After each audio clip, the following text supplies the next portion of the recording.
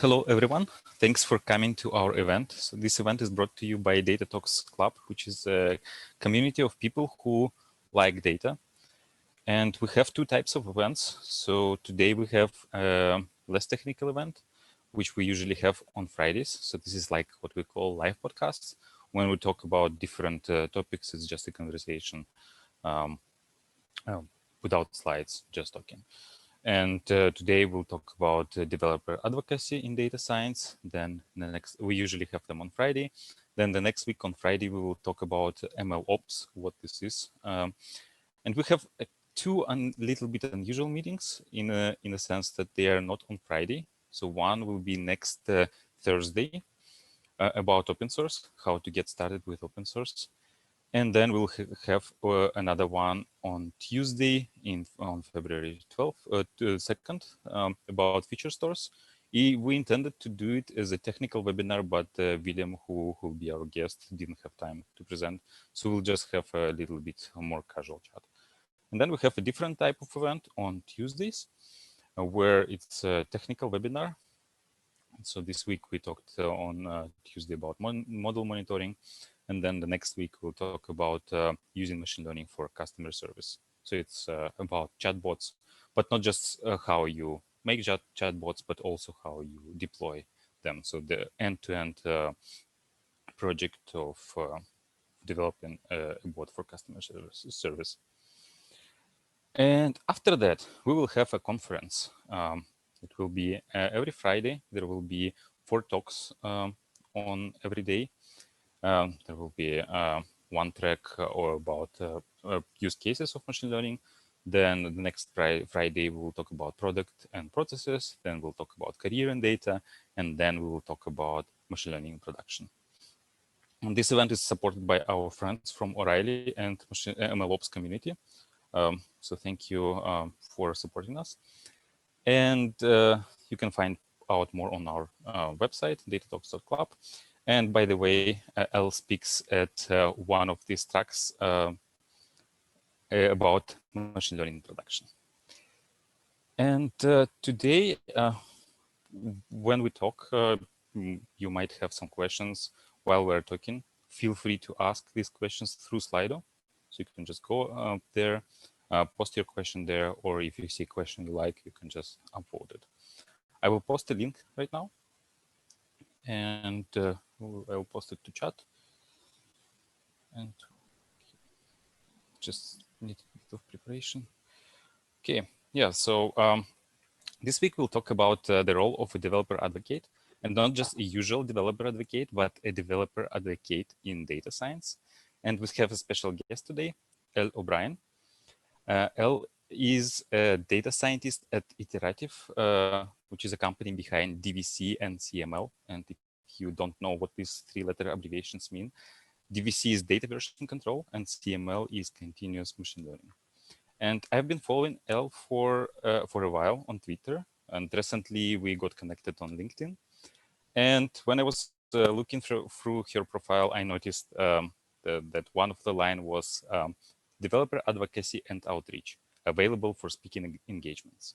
It wasn't just the only line there, but it got my attention because this is something I've been curious about, this role, what it means, what they do. And I wanted to talk to somebody about that. And I decided to reach out to Elle, invite her to our chat and talk more about this. Welcome, Elle. Thanks a lot for joining us today. It's a pleasure to have a chat with you. Yeah, thanks so much for having me. This is exciting. Before we go into our main topic of developer advocacy, maybe you can tell us a bit about your background. What have you done so far, and how did you get into data science? Sure. It was all kind of indirect. I'm an ex-academic researcher, like many people that get into data science. So I have worked for about a decade. I worked in various areas of neuroscience research. I was a math major in college, and so I was doing computational models of biological systems. And I did that as an undergraduate for a few years in research there. I did a master's degree at the University of Washington, and then I did a PhD, and I kind of got all over. I worked in a lot of different labs and a lot of different systems we were modeling, but always using the same kind of core tools of making computational models. And by the end of that time, I could see that there was a kind of growing, I don't know, there was something I really didn't want to miss in machine learning and data science. And part of it is that there's a lot of methods that get used there, like non-parametric statistics, and the approach of prediction rather than inferential statistics. And I really wanted to get deeper into that. And at the same time, I was also feeling a bit troubled by the way that in all the, like so many labs I've worked in, code and data sharing and collaboration and management is still really difficult. And it's kind of like every lab has their own way of doing it, and it's a considerable burden. And, it's like you have a bunch of scientists and none of us are really trained for how to manage data that we have to keep for years and years or share with the collaborator or completely reproduce our code for somebody else. And so I feel like there definitely has to be, a systemic change in the tools that we give scientists. And so I wanted to go into, something addressing that problem. And that's why when I was done with my PhD, not this past November, but the one before that, I joined Iterative. I wanted to work on data version control. And so that was kind of it. All of my data science proper is kind of self-taught, the way that so many data scientists are. You follow tutorials, you learn. And I really like getting to, work in the ML ops space now. Although I am in March, so just in a few weeks, going to be joining University of Michigan as a full-time lecturer and research investigator in the School of Information. And so I'm going to be doing, leading some classes and developing curriculum for the Applied Data Science Master's Program. So I'm leaning even harder into, how can we teach this effectively and at scale? So you mentioned, so one thing you mentioned, you said that you got another PhD, not the one you got in November. Does it mean you have two? Oh, no, I only have one PhD. Okay. No, I was just trying to think of dates, I think then, but yes, I only have one PhD. Okay. And so you'll be teaching, among other things, the tools, like how to make research reproducible, right? Or yeah, so I'm going to be, some of it is going to be teaching statistics. Some is going to be supervising, students as they, are trying to do end-to-end data science projects. So a lot of these people, in an applied data science program, a lot of them want to go on to be data scientists and not academic researchers. So I'm going to do, I think maybe pursuing tools for academic researchers is maybe a research area that I like.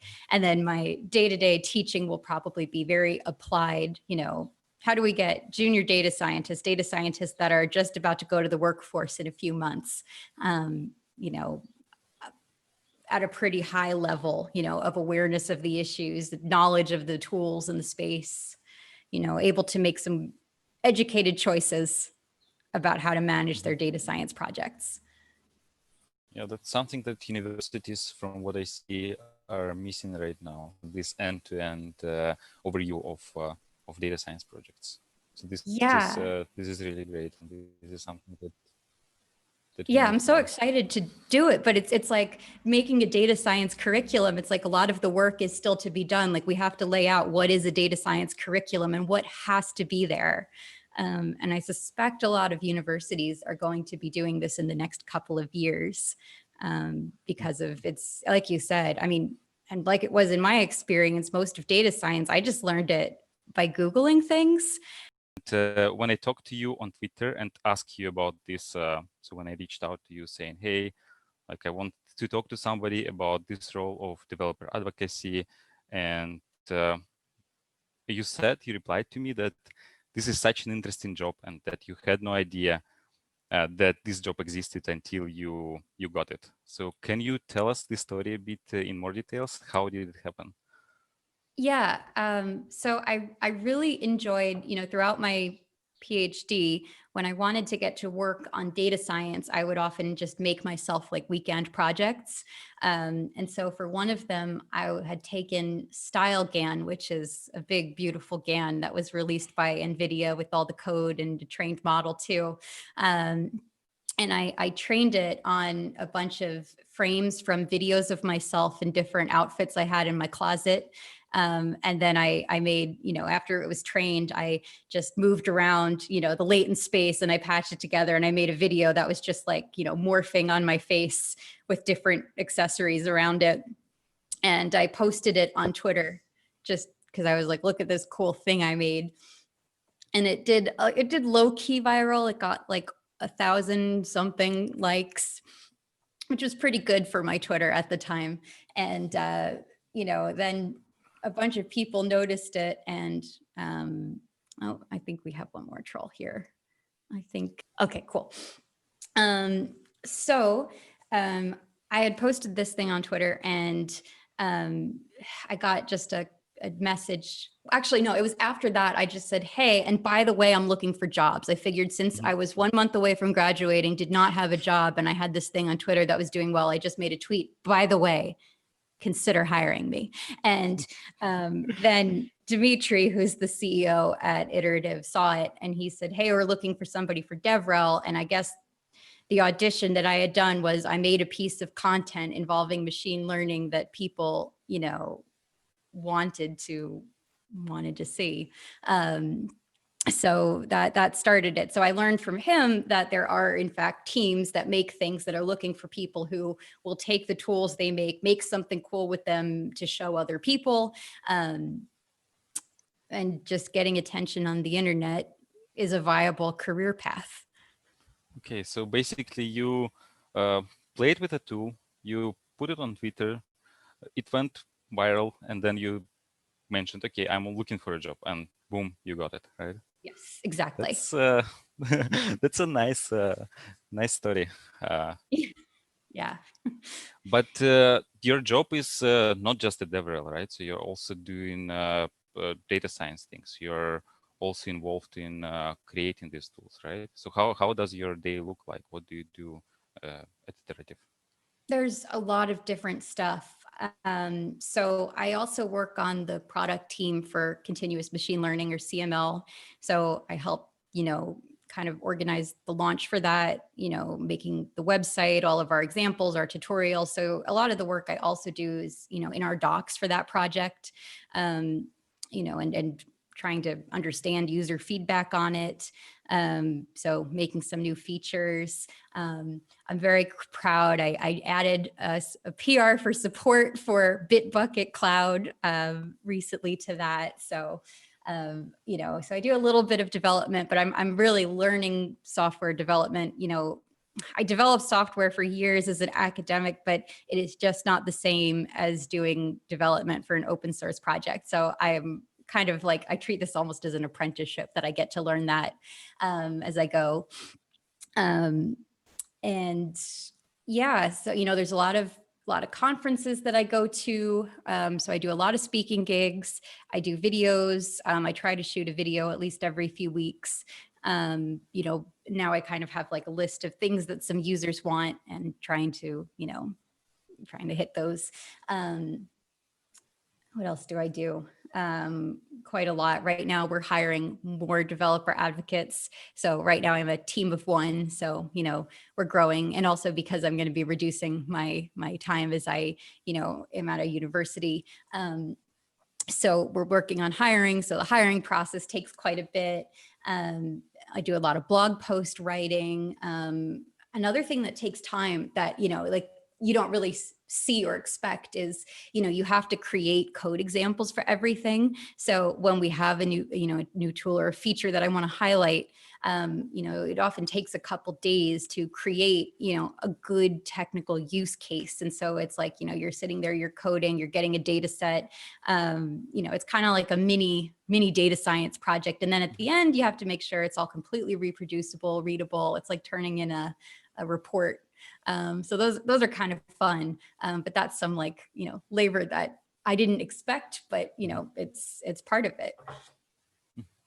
So you're doing a lot of blog posts, a lot of speaking videos, and videos I see that you post constantly on YouTube channel. Then creating these reproducible code snippets. That's a lot of things. How do you decide which to work on next? Like, and also assuming that just you said you're just a team of one, right? And there are so Yeah. many things to do. Like, how do you decide what should be the next most important thing? It's hard. It's really hard. What I often do is I kind of have a schedule in mind of when are we planning to release this?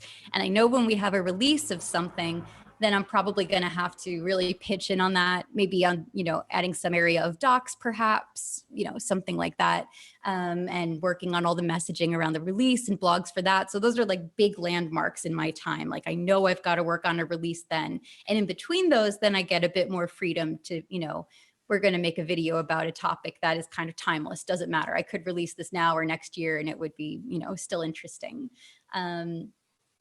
But it is quite hard to keep them all going, and so sometimes I feel like I'm actually debating for the first time ever, like maybe I need to put a limit on how many talks I accept because of, it does take away from the time that you can be writing. And they're all important activities. So, it's really not obvious or easy. A lot of it is just like it's an experiment on the run. And I feel like we're due for a blog now. I feel like we're due for a video. So it's more like a feeling, and plus, like that there is a certain release, so that you need to prepare for this release, to prepare some supporting material, good documentations, good use cases, and then do you also need to stick around like on Hacker News or Reddit or do things like that? Like when you release something, then you publish an article, and then I think your post ended up on Hacker News a couple of times, right?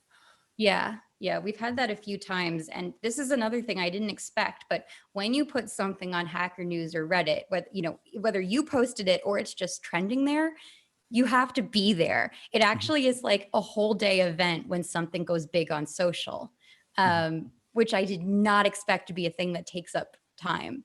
Like if I post a little thing on social, like, hey, we have a newsletter out, like I don't have to monitor that. But when it's like we have a release, it's like the next 8 hours is like I'm on 3 different social networks, like tabbing back and forth, going, okay, answer any questions, respond. So it's actually a pretty big production. And in Hacker News also, like, because it's anonymous, many people like can just register there and put all kind of things there, like write all kind of things there. Like sometimes the level of toxicity there in this community is pretty high, I would say. Yes. How do you deal with that as well? Like it's probably not easy. It's not. Actually, that is another thing I didn't expect, is that you really have to pick and choose what internet communities you can be on. And I find Hacker News and our machine learning are both like, there is a high level of toxicity, and it's usually not long if I'm just browsing them before I find something that I'm like, oh, I really wish I hadn't read this today. This does not make me feel great. And I thought that I would like over time get a thicker skin for them. And I didn't. Like it actually never gets easier, I find, for that. So I find like I dig in harder on Twitter because I like Twitter better, the data science community there. And for Hacker News, I kind of go as needed. I know it would be better if I was like a regular participant and got more, internet points. But I don't do that too much. And Reddit machine learning, I answer a couple questions like every month to kind of keep the account current. But other than that, I don't really hang out there, which is a little bit weird when you're advocating in communities that you're not really a part of. But luckily we do have, I'm pretty well embedded on Twitter, and, I have a couple of data science Slacks, and you have a data science Slacks, and those are kind of more comfortable, safe spaces, I feel like, to, share something, get feedback. And so I definitely I take advantage of those too. Mhm. Yeah, thank you. Um, I was since I was pretty curious about this role. So what I decided to do is just take a random job description of a developer advocate for a company and see what it says. And I found this. It was just I found it in some Slack, and it was saying that in responsibilities, so the first point was you need to build an open source community for the company from scratch, not for the company, but for the product they have. So that was one thing. So building an open source community. Then the second point was to drive awareness of this product by speaking at 3 to 6 industry events quarterly, writing blog posts, tutorials, creating videos, building examples of using this product for demonstration purposes, and building excitement around this product. And then there was a third point, sorry, be the voice of the community in our development process. Is this a representative description of a position, or it might be something like more a full stack? What do you think? It is quite representative. And I would say that it's because I think companies still have a lot of work to do learning how to hire DevRel and what DevRel should do. Like, this is probably pretty close to what I expected I would be able to do as one DevRel. And I very quickly realized that this is not actually that realistic if you want to do a good job on all three of those. And part of that is that I think that people tend to believe, especially people that like don't do DevRel or don't have experience in it. So like I think a lot of technical founders probably believe that community building is the same as content creation and presentation, and they're just completely different skill sets. Like, and I've worked with I've kind of had a lot of discussions with other DevRels that have helped me kind of appreciate the distinction, which is not appreciated by all or even most companies that are hiring, I think. But that like building a community is something that, it requires a great deal of face-to-face, not face-to-face, but like, interaction, like real-time interaction. Like, you actually have to be in the Slack or in the subreddit, or Twitter. You have to be there. You have to be responding to people constantly, having conversations, facilitating bigger discussions. And you have to do a lot of moderation. You really have to be a leader of, a lot of interactions. But on the other hand, creating content and videos and demonstrations requires a great deal of independent, solo, and focused time. Like, you cannot really do a good job, unless you're going to just switch them up constantly, like, which I do, but it's very, very hectic. And I don't think it's sustainable in the long term. And that's part of why we're growing our DevRel. So I guess if I could say one thing to people that want to hire DevRel, it's, consider separating people who are really strong content creators from people who are community managers. Because of managing community, reaching out to people and keeping them engaged is like a kind of engineering almost. It's like a social engineering of how do I create the right conditions for cool things to happen and people will want to show up. And content creation it's just a much more like almost solo, like focused activity. And I'm not sure why those got put on the same, like, oh, obviously the same person would do these, other than maybe they're just, activities that aren't engineering. Mm-hmm. And there is also this third point, like be the voice of the community. Is this something that developer advocates do? Yeah, I mean, What I does it even try. mean?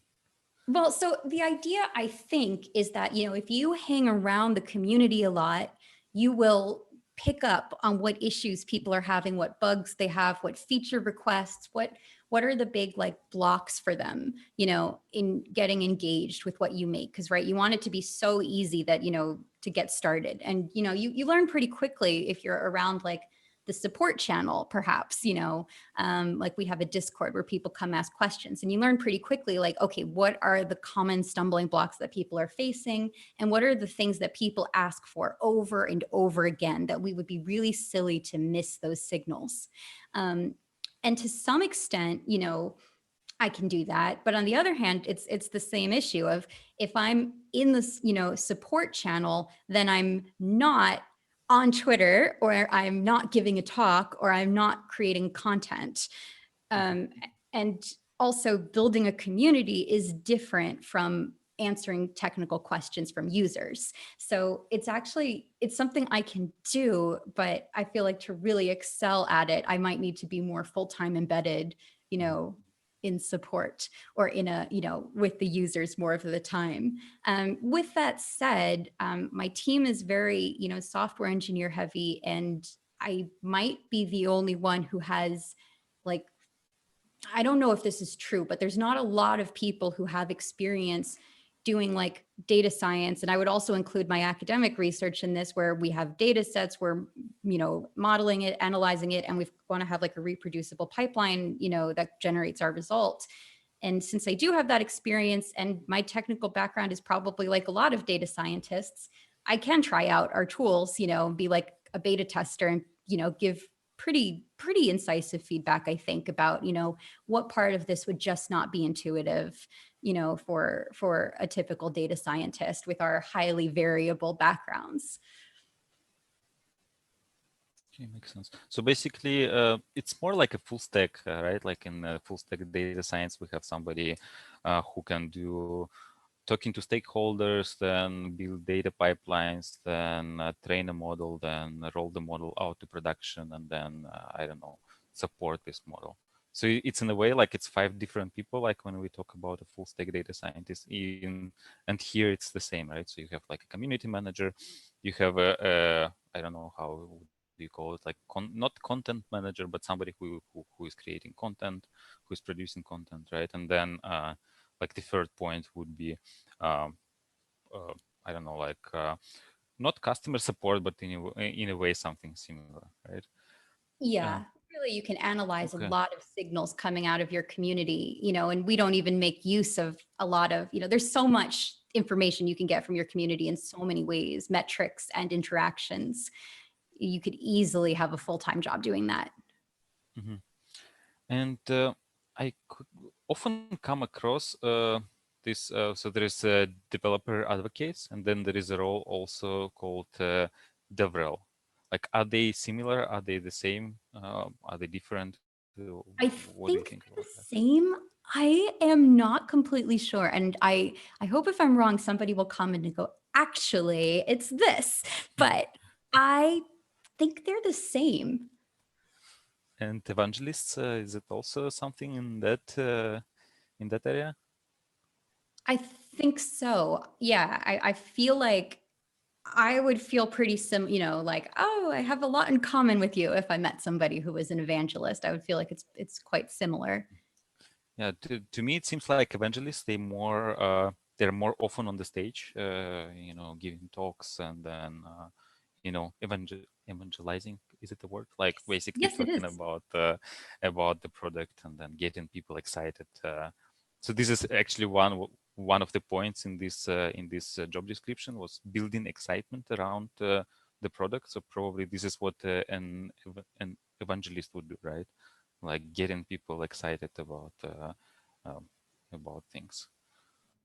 Yes, Okay. it's interesting. In the US, the word evangelist is mostly used with religious, like, preachers. So Mhm. I think of somebody who'd be like on TV on Sunday morning, preaching and being like, call in for your free Bible today. So, and it gets people extremely excited. And, I think of it like that, but for something in tech. Yeah. So call today for your free AWS credits, right, or something Yes. like that. Yeah. And yeah, actually, I the reason I'm interested in this role is, some time ago, somebody from AWS reached out to me saying, "Hey, we have this position called developer advocate," and then I never actually thought about this position at all. But then I thought, okay, like, the description looks kind of similar to what I'm doing, like, giving talks and then, producing content. And I thought, okay, this could be interesting, like an interesting position. Um, and then I asked this. I talked to some people, and many of them said, like, mentioned things like you did. like that the people in the AWS, they have to go to Reddit, Hacker News, and see all this toxicity and deal with that, especially like there's a certain amount of hatred towards AWS in these communities for some reasons, I don't know. Um, so it's not that glorious, right? It's not just um, from what I understood. So some people think it's like a springboard to being famous, right? Like you're on the stage, you're talking all the time, uh, but also there are downsides. That's So really true. It's really true. And I did not plan for that. I think I always thought internet points good.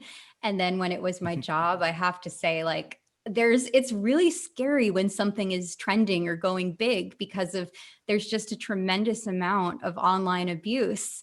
And it happens quite a lot. And so I actually experience like a great deal of fear sometimes when things are going big, or sometimes it's kind of panicky and it's not really that fun. And like you said, I mean, I know Hacker News is like the place to be, but it's not a place I really feel great reading. I don't feel better, and sometimes I'll come across stuff that's quite extreme on it and I'm really troubled by. And it's really hard to, feel like every day I'm going to show up and try to evangelize there when I don't even want to be there. And so those things are really, really difficult. And like you said, they're not glorious. and how to deal with that? Let's say somebody is really excited about this position, but this role, but there are these downsides. So how, like, do you have any recommendations to people, like how to deal with this online abuse on the internet? I mean, I don't. I mean, part of it is just like because of I don't know that many DevRels yet. Like I'm still kind of growing into the community a bit. I feel like there's got to be some solidarity and experience in that, and people supporting one another. Part of it is that I think platforms have to, get better at moderating. And, I feel like it is really easy to get harassed on even places that have a nicer community like Twitter, where everybody has their face and their name most of the time. It's very easy to get harassed, and I've seen it happen to a lot of people in machine learning, DevRel or not. When you have a big opinion, people will come for you. And I think that if you are underrepresented in some way, like if you're a woman or you are not white, I feel like they can come for you even harder. And so that can be pretty tough. Like on some forums, I'm anonymous, like my Hacker News, I make it pretty not traceable to, who I am. But then sometimes you can't avoid it, So, if you're posting like, I made this and there's only 3 people on this project, I mean, they can figure it out. But I also just make sure I try to make a safe online presence. Like I try to make it, I check pretty regularly, like, okay, if somebody were to try to harass me or dox me, what could they find? And I try to keep that pretty minimal. So sometimes I'll like make sure that, if I see an embarrassing picture of me somewhere that's from like 2009, I will like write that website and be like, would you please take down this picture of me? Things like that. But I feel like there has to be some solidarity, for that being a rough experience for anybody, DevRel professionally or not, who makes things for the internet. And so commiserating with people helps a bit. And it has to be known that it's a job hazard. Like, I feel like, if I were supervising on somebody with this and they said, I really need a break from Hacker News for a bit, I would grant that because I think that's valid because you can't burn out, and I'd even say if you're not okay posting here, I mean, maybe we got to find other avenues. But I know that for early stage startups, I mean, it is a material benefit being on the front page of Hacker News. It does change things for you. So it's like I recognize the business value of it and I will still do it because of I'm all in on my startup, but it's, I just made But a piece, I guess, there that like, okay, I'm doing this for what it takes, yeah, it's sad, but there are definitely advantages of this role, right? And do you think it is a springboard to being famous, or not really? I mean, maybe a low-key kind of fame. Yeah, it's like in the community, not like on national TV or anything. But Right. Yeah. Yeah. It's like, I feel like it's really interesting that like, as I've done this job, like I get a lot more followers, I get a lot more talk invitations, and I love that. But then like my family has no idea what that means. It's not like to the people that I'm close with that they sense anything different. Other than that, I'm invited to a lot more talks. But getting invited to talks is really rewarding. And like you get to be on panels with amazing people. And the more talks you're in, like the more you meet people and you hear from people, like perspectives that you would never have heard before. And so the benefit, I mean, other than the risk of burnout, that part is so cool. It is cool. But at the same time, having a lot of followers gets scary because of the more followers you get, the more you're worried about disappointing them. So sometimes I feel like I post less risky or adventurous things than I might if I had like 100 Twitter followers. Yeah, and then again, you have some responsibility, right? And it also can turn bad because of the things we just talked about and online abuse and all that, right? Right. Like they're actually here for your brand. Like, when you are a DevRel, what you're monetizing is your brand. And for some people, that's very close to their personal life. But like for me, it's not. Like I don't, want to tweet a lot about my personal life.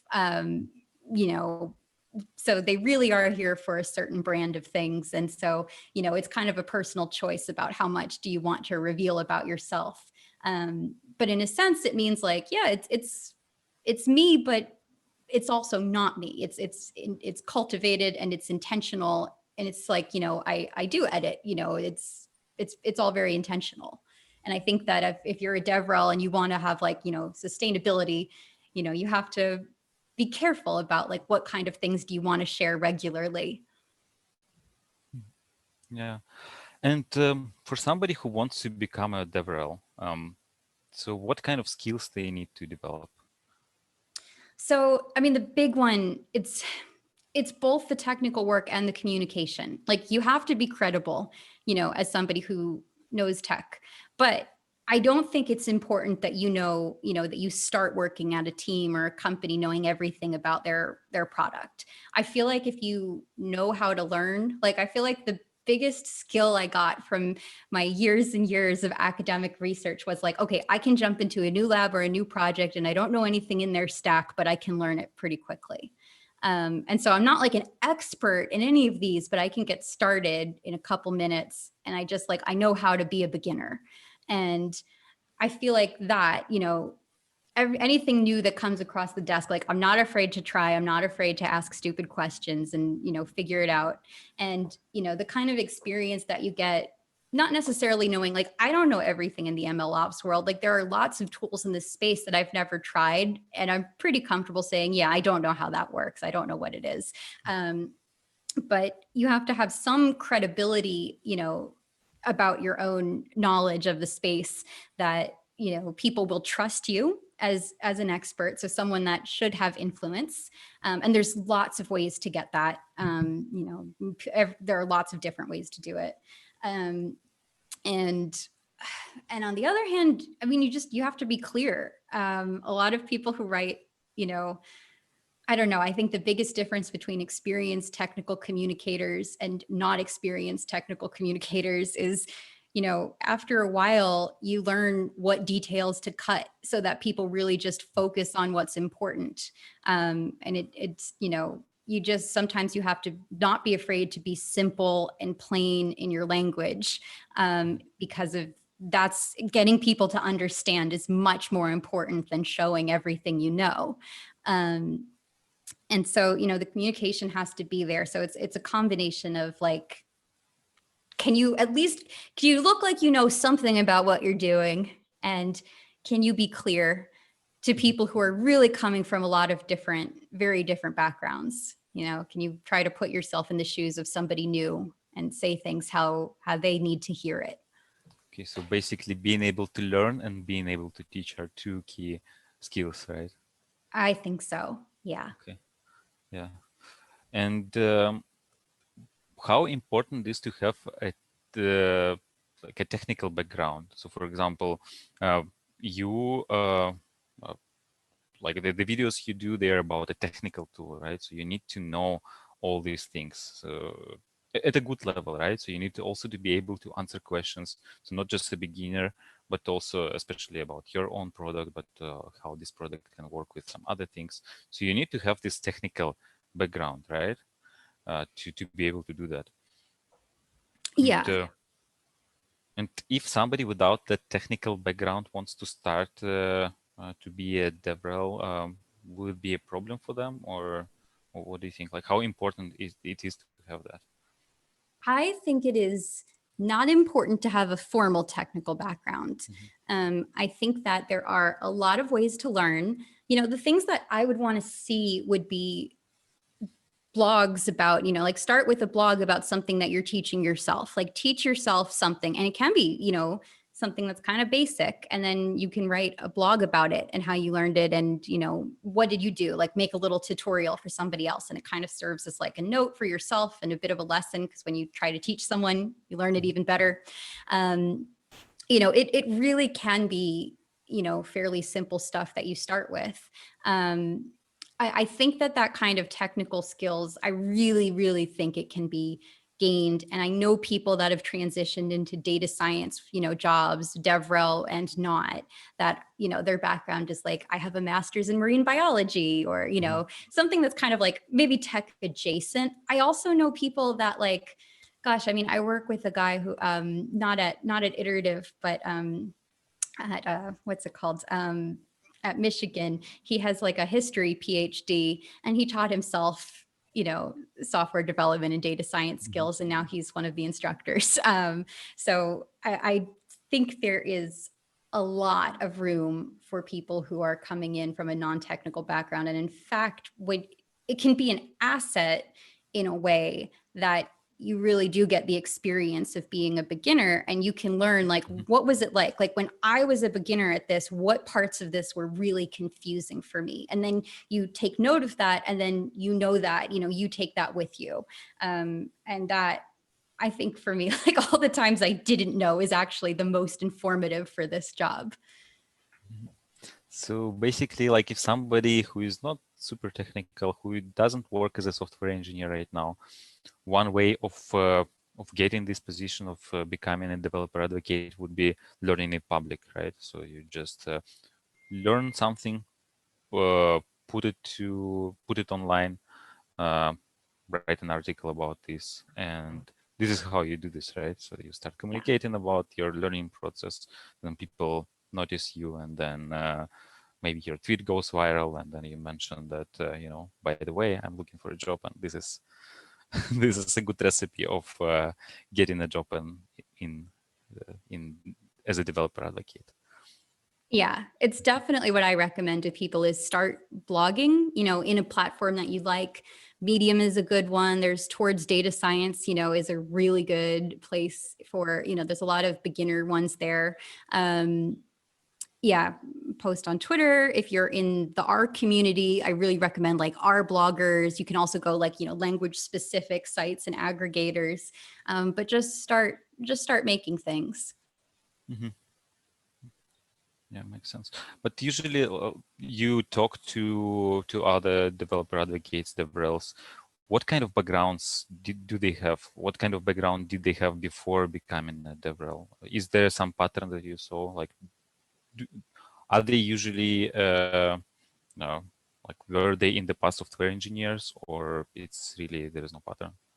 In my experience, they tend to be, and this is not all by far, but I noticed that there's a lot of people that are kind of creative, like working on a lot of different things, like learning things. There's kind of I don't know, there's often a little bit of silliness too, like a lot of us really like, I think, having a lighthearted tone, and we like making things that are going to make people laugh. I think a lot of the best DevRels are people that like, I don't know, maybe would have been comedians or something, in another life.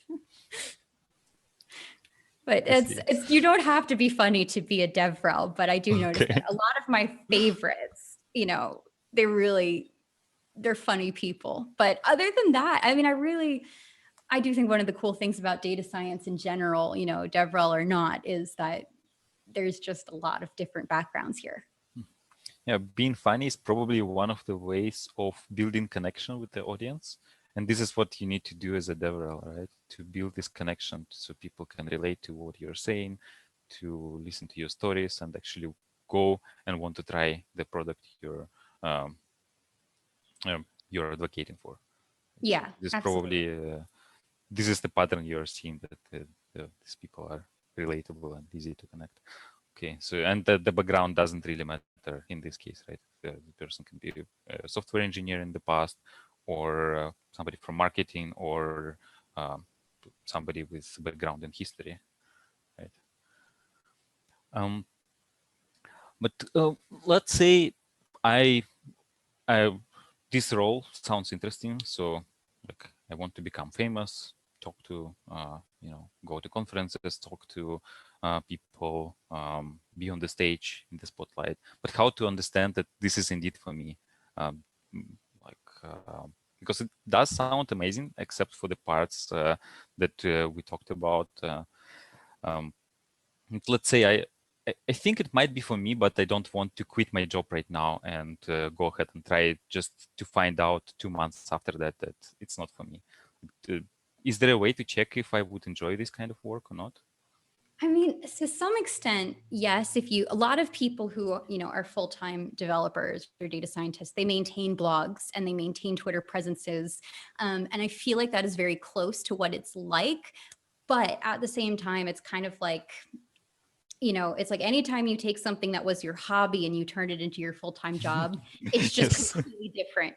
It's like people on Instagram who are like, I'm quitting my job to be a full-time baker and post videos on Instagram. And then they go, oh man, I didn't expect there to be so much like growth hacking and all these things I do just to try to get content, get people to look. And I didn't really know about that, and in that way, I think it's actually harder for me than I expected. But maybe if you're somebody who's really strategic and enjoys being strategic about your content, that could be a good signal. If you find, that you want to be blogging all the time, that is a good sign. Um, or if you're into the community management side, like if you really want to be leading a community and interacting with people all day, like, if you just want to hang out on your Discord server, much more than you want to code, that could be a good sign. But it's kind of like, it's a little hard, I think, until you're really putting in a lot of hours over a long time. Because for me, I mean, it's like, just that all these things take up more time than I ever expected, is maybe the biggest downside. Like it's definitely a job I would still recommend to a lot of people. But to be totally honest about it, I mean, it is hard to not have time for not as much time for like research and development, because of you are spending so much on content and growing your audience.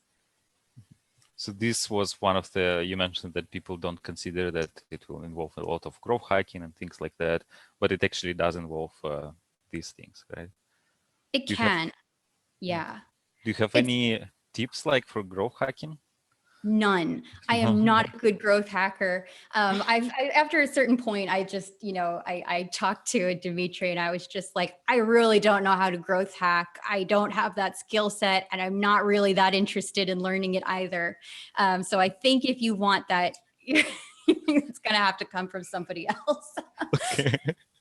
So yeah, I simply don't. And that's another thing, like that's a skill set that people might assume like, oh, because of I write blogs and make videos, I know all about social media, and how to keep up an audience. And I really don't. So, it's just like, I just go by, and I guess my philosophy is I don't believe in like cheap views, like I know you can write a clickbait title to get people to show up, but I don't believe they'll keep showing up if you do that. And that's another thing. Like sometimes people really care about metrics. They want to see your audience taking off, or like, yeah, I did have more views on my YouTube channel when I could release a video every single week, but I simply can't keep up that pace. So, I mean, I'm really like absolutely dogmatically like, maybe I will do things sustainably and slowly And I do not want my metrics to spike. I want a organic, real growth that I could sustain. And I will do that by continuing to release quality content at a schedule I can manage. So that's my philosophy, but it is, I mean, if you're a startup, yeah, you want big numbers sometimes, and you want to be able to show your investors big numbers. So there's a whole other side of it that other DevRels are probably more qualified to answer that than me. But you do make your videos quite entertaining and interesting. And one of the things, I don't know if you have this rainbow colored owl.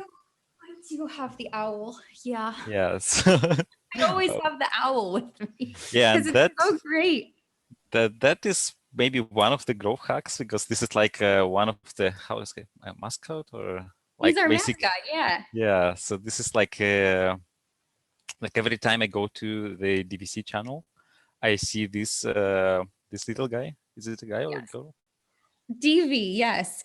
It really is. I just love DV so much. I mean, actually, when I was a kid, I used to make a lot of videos that I would post on my social networks of just being silly. And this feels like that. I just get to like goof off with this completely ridiculous Technicolor owl. You know, I just like, I wish I could be in the room when they decided like, we're going to sell this owl. I just love it. And I want everybody to see this. That could be one of the grow hacks that you can share next time somebody asks you. Like, okay, just bring the rainbow colored owl or something else, something that attracts people. Because this is like it's on every video, right? Was there Yeah, any it video is. without? Oh, I'm completely committed to featuring DV in every video. I mean, I including also this just one? want people to know like this isn't that serious. You know, it's I don't know, like I used to go to a data visualization meetup group back when we could meet in person, and it was held in a cupcake shop. It was this bright pink cupcake shop. And it was just the perfect kind of like, it's cool. We don't all have to have like, we don't have to be like hackers, you know, we can just be people who are going to try this together. And so Yeah, I like comedy that yeah, way. we don't have a lot of time left, so let me quickly check if we have questions. Yeah, we don't, except from Angel, who was saying that he wasn't a troll. So, sorry about that. Yeah, I think so I so what I'm also interested about this that you mentioned that you're going to be teaching soon, and in your opinion, how this is these two things are related, like being a DevRel and being a good teacher? Like, does a DevRel always need to be a good teacher? I think at some level, yes, but not in the same sense of being able to put together like a classroom lecture. And of course, you don't have to grade anybody, but you do have to spot like where are people struggling to learn something. You know, what are the spots that I really need to help them on? And honestly, being like when I make YouTube videos, one of the coolest things about it was that like I would get questions from students in other countries, and they would write and be like, hi, I'm an undergrad doing this, like, you know, what should I do? And you end up kind of advising a lot of people. And that part is really sweet and really rewarding. You know, it's cool. And so that part I think is a lot like teaching. Of course, teaching comes with like a lot more, you know, you have to make a syllabus and you have to grade, you know, all that, and you have to create a curriculum. But I kind of wanted that. Like, I wanted to make sure, like, I think everybody who does data science needs to know something about like the craft of it. Like, how do you manage developing your code and your data, you know, and I want to make sure that that's not just a thing that data scientists learn like after the fact on the job. Like I want to be intentional about like what's in the curriculum. And if you pay for a data science master's, what do you get? Like I want to control that, you know, and so that's kind of why I'm going back into a university, is because I want to help standardize this a bit. But Where was I going? Honestly, one of the things I was most worried about was losing the international audience, because I feel like actually as a DevRel, you have students all over the world and it's all free. Like it's all accessible for them. So one of the things I made sure of when I took the job was that I would maintain, like continue to have copyright over all of my teaching materials so that I could share them, because I don't want to stop providing materials to students that happen to be outside of the university. So you plan to record the videos and put them online? Definitely some. I have Yeah, found that that's YouTube really is a really good channel, it and is, yes. I like it a lot. It also, for me, like I don't have the same kind of like, I find it less, there's less toxicity as a creator there. And it's, really fun interacting with people, and, people wait for your videos and you get regulars, and that's really cool.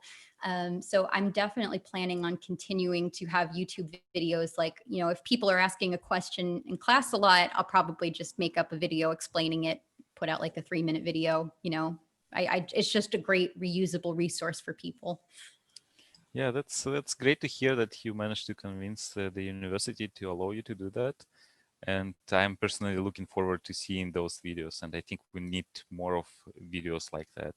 And especially we need, like at university, we need more lectures like that that prepare students for real life. Because most of the time what happens, like you said, people just learn at work. But university is supposed to prepare them for work, right? Yeah, it's definitely, like I said, I was in school for like 10 years and I still never had anybody really teach me how to use Git, even though like every lab wrote code, you know. And yeah, I think they realize now that there's a gap, but like, one of the worst things was that everybody, when I was doing my PhD, you'd hear people say constantly like, oh yeah, you'll be ready for industry. And then I got there and I just wasn't. Yeah, I've heard that story so many times, and I was also the one who was saying that story. Well, except PhD, I was saying masters, but this is pretty common theme. Okay, thanks a lot for coming today and share your experience with us. Do you have any last words? Where can we find Mm. you? So last words, yeah, you can follow me on Twitter or LinkedIn. We've got a YouTube channel, which we can probably provide a link for. And basically, I hope that, I hope more people become DevRels, especially people who have really different backgrounds, because I just tend to find that sometimes when you're an outsider from somewhere, it gives you a really good perspective about what it's like to learn. And that can make you one of the most effective teachers. And people who, really understand how to tell stories, how to make great graphics, great videos, all of that. Like, it's like getting to be like your own little video studio, you know, it can be really creative and really rewarding, and that is why it can be worth all of the really difficult parts too. So I hope that this has been helpful for you in figuring out if it might be something, or if you're a company that is looking to hire, I hope it's helped clarify some of the different parts of DevRel and how it's actually got quite a few, maybe independent facets, and sometimes you'll find a unicorn who can do it all. And sometimes it takes a team. Yes, thanks a lot for being here today, sharing your experience, and yeah, thanks everyone else for being here as well. And yeah, let's see each other again next week. And thanks, Elle. Goodbye.